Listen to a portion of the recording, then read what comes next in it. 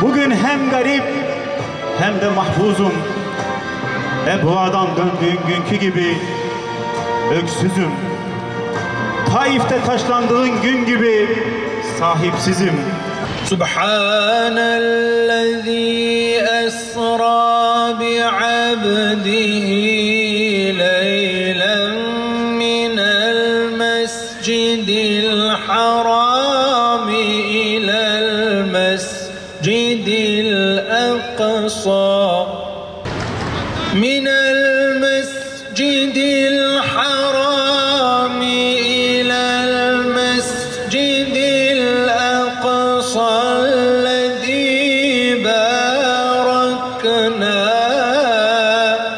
رب السماوات والأرض وما بينهما الرحمن لا يملكون.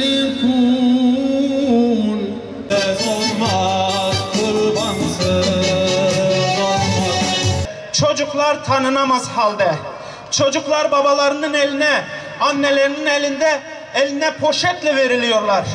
Kiminin kafasının yarısı yok, kiminin bedeninin yarısı yok. Ama olur da bu mücahitler ya da bizi bekliyorlar. Biz eğer sınıra dayanıp o Siyonistleri yerle bir edip o Gazze'yi huzur ve refaha ulaştırırsak, bari çocuklarımızın mezarı olsun diye, çocuklarımızın mezarını bilelim diye çocuklarının kollarına şu anda isimlerini yazıyorlar. Çünkü çocuklar tanınamaz halde, yüzü tanınamaz halde, bedeni kopmuş, kafası kopmuş, kolu kopmuş, ayağı kopmuş, tanımayız diye koluna isim yazıyorlar ki yarın mezarını bilelim diye. Zalimler için yaşasın cehennem.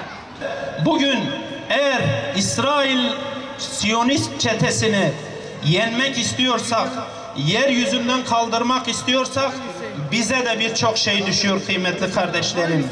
Camiler mahzun kalmamalı. Camiler tekrar dolmalı. Çocuklarımızı İslami bilinç üzerine yetiştirmeliyiz.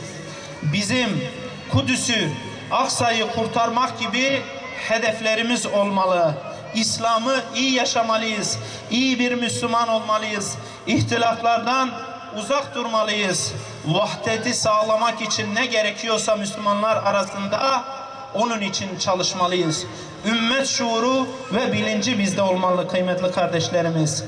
Üstad Hasan el-Benna dediği gibi siz evlerinizde İslam'ı hakim kılın, sokaklara Allah hakim kılacaktır İslam'ı. Bugün bize düşen budur kıymetli kardeşlerim. Eğer Aksa'yı kurtarmak istiyorsak evimizde önce İslam'ı hakim kılmalıyız. Kalbimizde İslam'ı hakim kılmalıyız. Hayatımızda, düşüncelerimizde, eylemlerimizde İslam'ı hakim kılmalıyız. Tekbir! Allahu Ekber! La ilahe illallah! Muhammed Resulullah! Muhammed Resulullah! La ilahe illallah! La ilahe illallah! İsrail lanetullah! İsrail lanetullah! İsrail lanetullah! İsrail lanetullah! Ağlarım gel gel şehadet, naçarım gel gel şehadet. Alnıma kına yakmışım, kurbanım gel şehadet. Ağlarım gel gel şehadet, naçarım gel gel şehadet. Alnıma kına yakmışım. Topyekün bir soykırım hedefiyle hareket eden işgalci İsrail her gün katliamlarına ve zulümlerine bir yenisini daha eklemeye devam ediyor. Ve bu zulümleri, katliamları yaparken de Müslümanların gözleri önünde yapıyor. O tarafsız olan Müslümanların gözleri önünde. 57 tane Müslüman beldesinin, 57 tane Müslüman ülkenin yöneticisinin gözleri önünde bu işgalleri, bu zulümleri işliyor. Bu cürümleri işliyor. Maalesef biz o batılı ülkeler gibi, ABD gibi ta okyanusun öbür tarafından gelip desteğini net bir şekilde ifade eden o batılı ülkeler gibi tavrımızı net koymuyoruz ortaya. onlara destek verdiğimizi, onların bu haklı mücadelesinde onların yanında olduğumuzu söyleyemiyoruz. Çekiniyoruz, korkuyoruz. Ama onlar küfür tek millet olmuş, bu zulme, bu soykırıma, bu işgale karşı ta okyanusun diğer tarafından gelip onlarla birlikte olduklarını, onlara her türlü desteği vereceklerini net bir şekilde ifade ediyorlar. Ama bizler bugün diğer Müslüman ülkelerin de içinde bulunduğu bazı Müslüman ülkeler tarafını net bir şekilde ifade etmekten çekinir haldeler. 75 yıldır yıkılasın İsrail enkazını göreyim, sana devlet diyenin yüzüne tüküreyim demekten daha ileriye gitmedik. Gidemedik. Kınamadan öteye geçemiyoruz. Kudüs mukaddes bir şehirdir. Üzerinde binlerce şehidin kanının olduğu bir şehirdir. Kudüs izzettir, şereftir, namustur. Kudüs kutsal bir beldedir. Kudüs ilk kıblemizdir.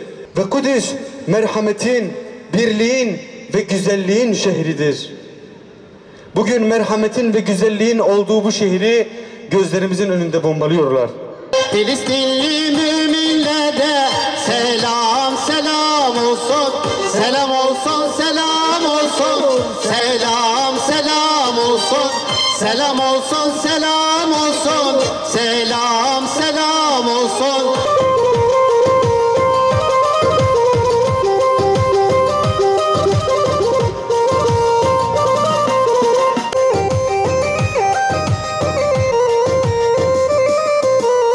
Şu an orada Filistin'de, Gazze'de, Batı Şeria'da, Ramallah'ta kardeşlerimiz direniş gösteriyor mu? Evet. Bacılarımız, gençlerimiz, yaşlılarımız direniş gösteriyor mu? Mücadele ediyor mu? Evet. Ve onlar üstüne düşenin fazlasını yapıyorlar. O gayreti fazlasıyla yerine getiriyorlar. Peki bize gelelim, İslam devletlerine. Şöyle dünya haritasına baktığınızda değerli kardeşlerim, İslam alemi içerisinde İsrail bir nokta kadar. Haritaya bakın, dünya haritasına. Fakat o nokta ne yapıyor? Bütün İslam ümmetinin ciğerini kavuruyor. Ciğerini kavuruyor. Niye? Peki niye biz bir şey yapamıyoruz? Çünkü değerli kardeşlerim, Osmanlı'yı yıktıktan sonra, Osmanlı'yı 64 tane ülkeye böldükten sonra içine fitne tohumları ektiler, serpiştirdiler böyle fitne tohumlarını ve bugün onlar boy vermiş semerelerini arıyorlar. Birçok İslam ülkesinde ya ırkçılık, kavmiyetçilik, milliyetçilik sorunu var, ya mezhepçilik sorunları var. Bizleri böyle paramparça bir hale getirdiler. O da yetmedi, zihinlerimizi işgal ettiler, zihinlerimiz. Onların istedikleri gibi giyiniyoruz, onların istedikleri gibi yaşıyoruz, onların istedikleri gibi hareket ediyoruz. Onların bize öğrettiği tarihi biliyoruz, onların müfredatıyla öğrencilerimiz okul okuyor vesaire. Zihinlerimizi bu şekilde işgal etmişler.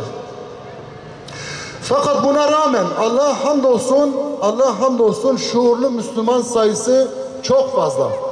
Bugün dedim ya, İslam ülkelerinin neresine bakarsanız Müslümanlar ayakta. Müslümanlar ayakta, fakat devlet yöneticileri hayır. Onlar bekliyor. Çağrımız Hayyâle Kudüs oldu.